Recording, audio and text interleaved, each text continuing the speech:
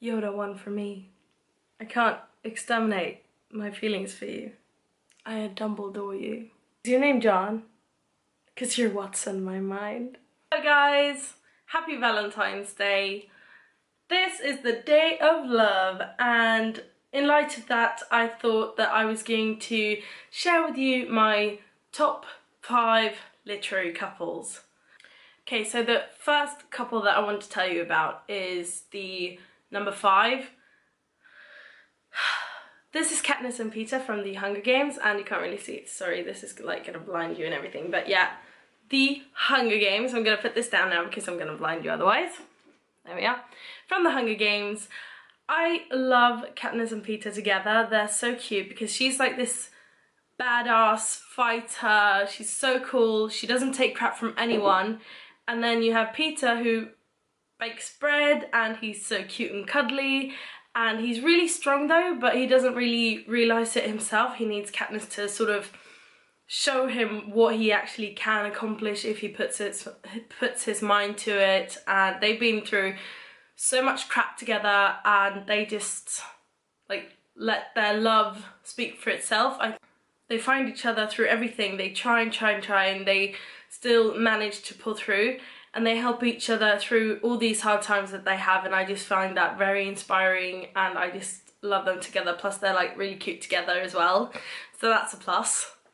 For number 4 I have Jamie Fraser and Claire Randall, or Claire Fraser, depending on which book you're on, from the Outlander series, and this is the Swedish edition for people who are wondering. It's called Främlingen in Swedish, which basically means stranger, so it's basically Outlander, yeah. Anyway, moving on from that, I chose Jamie Fraser and Claire Randall, or Claire Fraser, for the 4th place of my top 5 literary couples, because I feel like they're both really cool and strong characters and they go so well together. Their love is very powerful.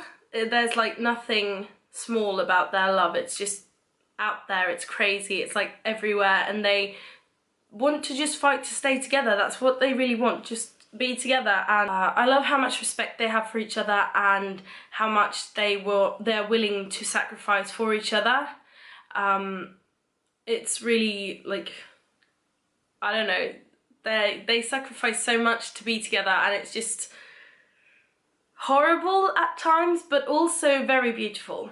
The third couple is Hermione from Harry Potter. I picked this book to show because this is the book where you see them together with a family, and it's so beautiful and I just love it. Hermione Jean Granger and Ron Bilious Weasley is just, they're just goals. I mean, it's just horrible and awesome at the same time. I love it.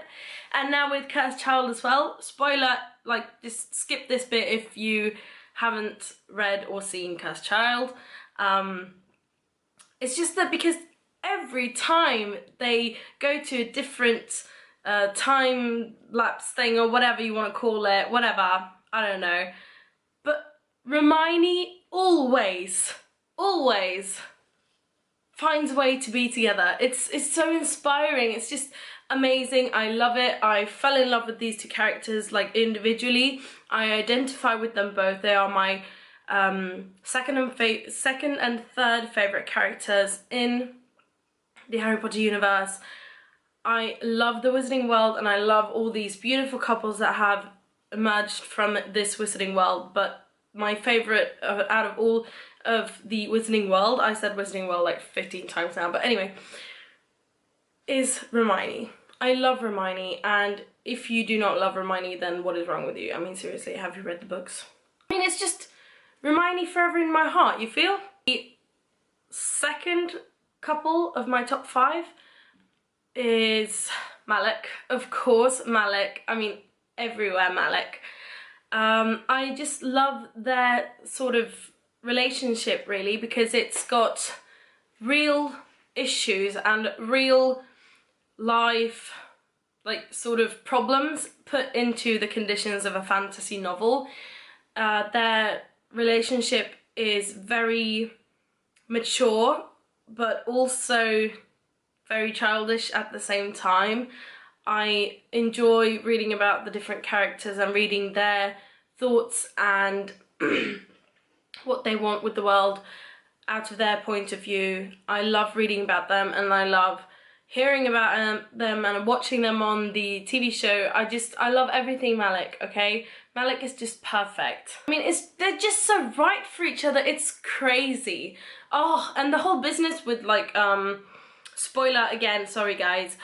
The whole business with Camille and the trying to take away the immortality bit, that was heartbreaking. It was so horrible. I knew that he was gonna break up with Alec. I just knew that that was gonna happen, so I was like crying all the way through the whole book. Not this one, but the other one. And it was just horrible. I picked this one, City of Glass, because this is where they sort of like profess their love for each other, and it's just, oh, I love it. It's just perfect. They are like just goals, and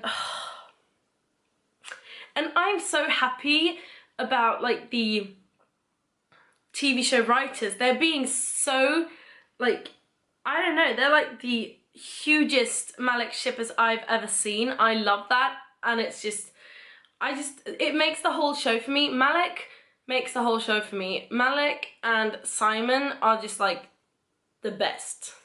If there was no Simon and there was no Malik, then the show wouldn't be worth watching. Or even reading the books, really. Because they are the best. We are here with the last book, the last couple, the #1 of my top 5 favourite literary couples. Drum roll, please! Pride and Prejudice, people. Elizabeth Bennet and Mr. Darcy. Of course it would be Elizabeth Bennet and Mr. Darcy.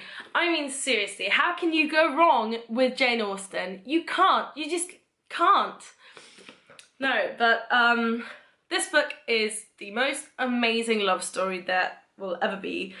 Elizabeth Bennet is headstrong, she's fierce, she's really cool, she's a romantic, she's funny, she's sarcastic, she's just a brilliant role model for girls everywhere, in every age, in every lifetime.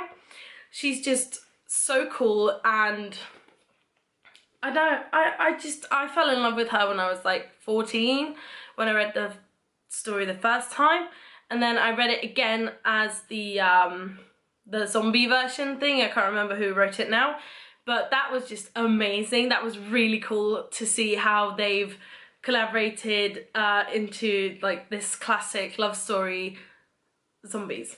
It's just like, and she's like this zombie fighting princess warrior. It's so cool. I love it. It's awesome. And then of course Mr. Darcy is just like, Mr. Darcy, why are you not here? Why are you not mine? Mr. Darcy is like one of my favourite fictional boyfriends. Mr. Darcy is just Mr. Darcy. He's the best thing about Mr. Darcy is that he's so awkward. He doesn't know how to talk to anybody really. He's like that scene in the film. It's so funny when he comes over to profess his love, and he's like, "This is a very charming house." I love that. It's so funny. Oh, he's so cute. He's so wonderful. He doesn't know how to talk to anyone really. He's just like the best. And by the way, the best Mr. Darcy out there is the one from the film with Keira Knightley? Yeah, Keira Knightley as well.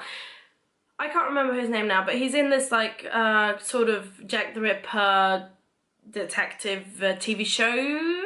I can't remember the name of it. I'll put it in the description bar below if I can remember it, or I'll look it up or whatever. But anyway, best couple out there, definitely Elizabeth Bennet and Mr. Darcy. And who would not want to live at Pemberley? I mean, seriously, that house is basically a castle. That was it for this video. I hope you enjoyed it, and if you do, then click the thumbs up button or subscribe, and we'll see each other more often. I hope you have a brilliant Valentine's Day, whatever you're doing. Like, personally, I'm gonna be at uni like all day, and then I'm gonna go home, have dinner, and then like nothing. Please just do something for somebody this Valentine's Day, okay? Do something nice for anybody, really. It doesn't have to be a boyfriend or girlfriend or anything. It can be your mum, your dad, your sister, your brother, anyone, a friend, a pet. Just do something nice for somebody, like, this Valentine's Day. And if you do, then please tell me about it, because I would enjoy to hear your stories. Stay tuned for more craziness.